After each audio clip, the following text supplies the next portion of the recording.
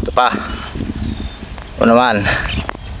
Medyo may kapandakan lang to mga ka-hybrid. Pero tingnan mo naman. Nanlalaban ito sa butil oh. Kapal. Pintog na butil. Pintog na bunga. Yan mga ka-hybrid. Ay, re-reveal ko sa inyo kung ano po bang hybrid. Inbreed to mga ka-hybrid. Hindi to hybrid. Pandak lang siya. Ayan oh. Kapal oh. Oh. Lalo rito. Ayan. Ayan oh. Medyo blurred lang. Ganda. Ganda ng inbreed namin oh. Grabe. Kapal. Kapal ng bunga. Oh. Grabe mga ka-hybrid oh. Kapal. Yan o, close up natin o. Ayan. Ito pa o. Close up natin para makita natin mga ka-hybrid itong variety naming tinanim. Ayan. Kapal o. Ayan o. Oh.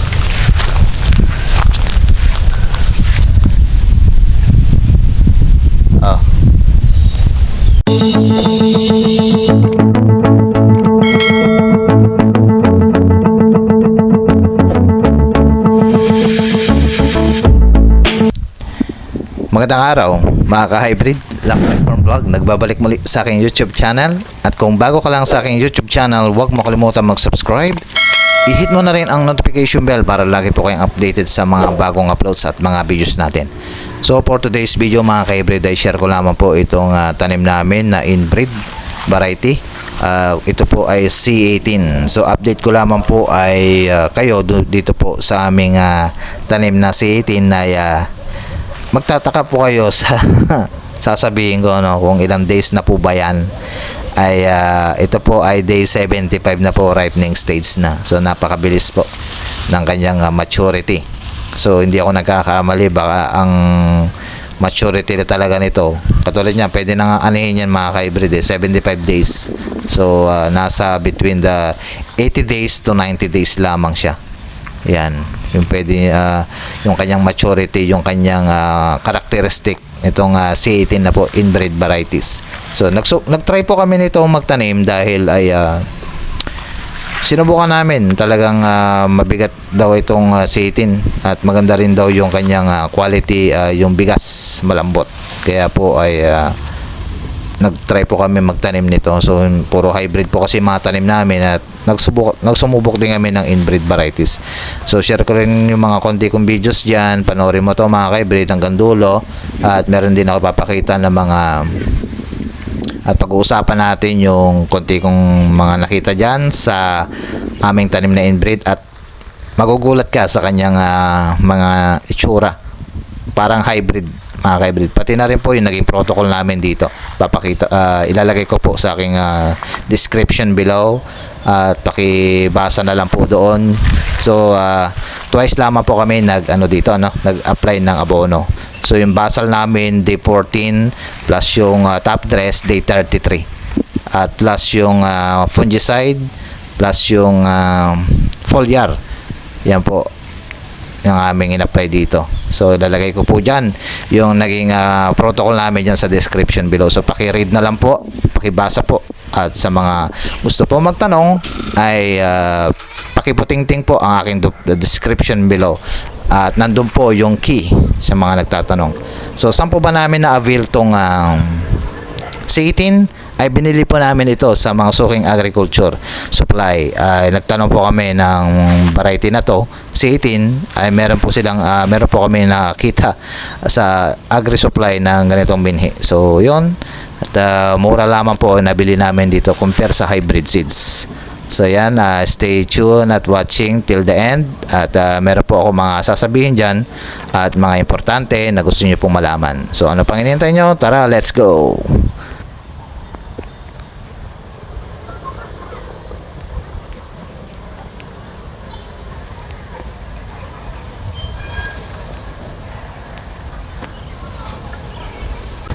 Ayan, nagbabalik muli ang iyong Kalakbay Farm para po ay pag-usapan natin itong aming tanim na C18 inbred variety.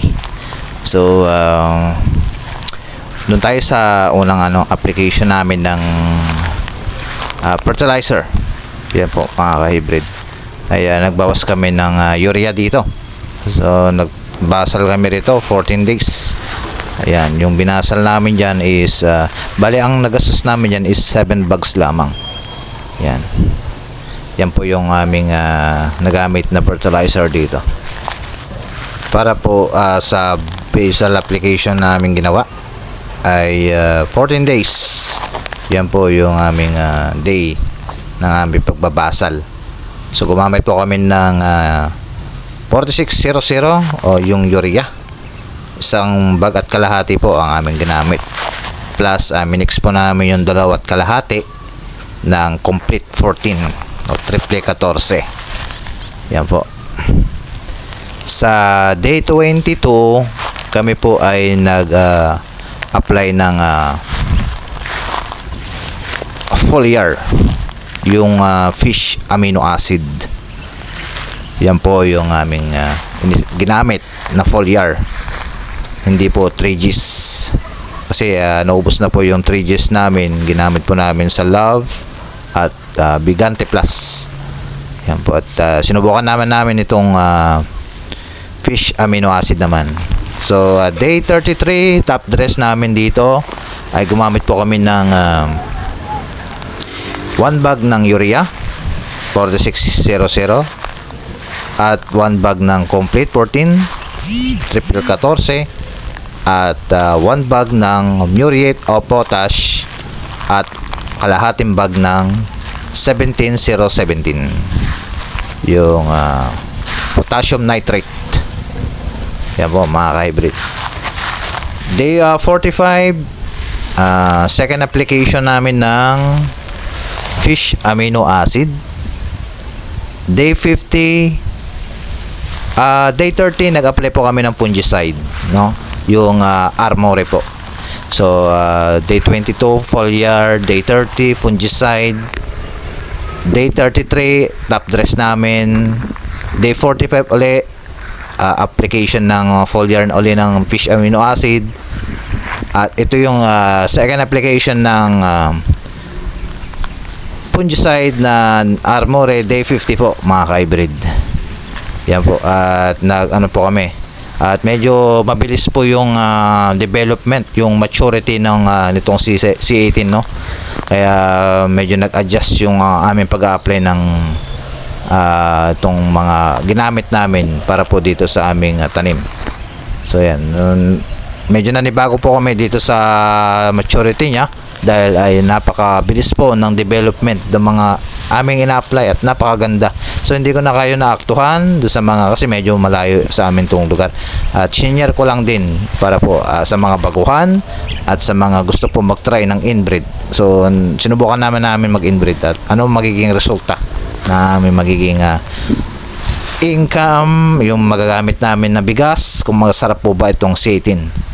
Yan po mga ka-hybrid, at ilalagay ko po sa aking so pakiread na lang po at sa aking description below yung mga, at iulitin ko po yung mga sinabi ko, at sa mga hindi po nakakapanood ng buo hanggang dulo ng aking minsan doon ko sa dulo sinasabi yung mga mahalagang impormasyon. So syempre magkwentuhan muna tayo para mahaba-haba ang ating pag-aaralan dito po sa aming ginagawang demonstration dito sa aming tanim. At isa sa mga singit ko nga pala dyan mga kaibigan, kung may mga napapansin kayo may mga konting kulugo, ay talagang kahit anong spray namin ng fungicide, meron pa rin talagang kulugo na umatake talaga. Pagka ganito kakapal po yung mga butil ng yung tanim, at kukuluguhin talaga yan, no? So siguro kinulang kami sa spray, no? Siguro dun sa timpla. So sa susunod baka damihan namin ng timpla ng fungicide. So tinitipid namin. So yan lang po, magandang araw muli mga ka-hybrid, at don't forget subscribe to my YouTube channel, hit the notification bell para lagi po kayong updated sa aking mga videos. Thank you for watching, ingat po at God bless.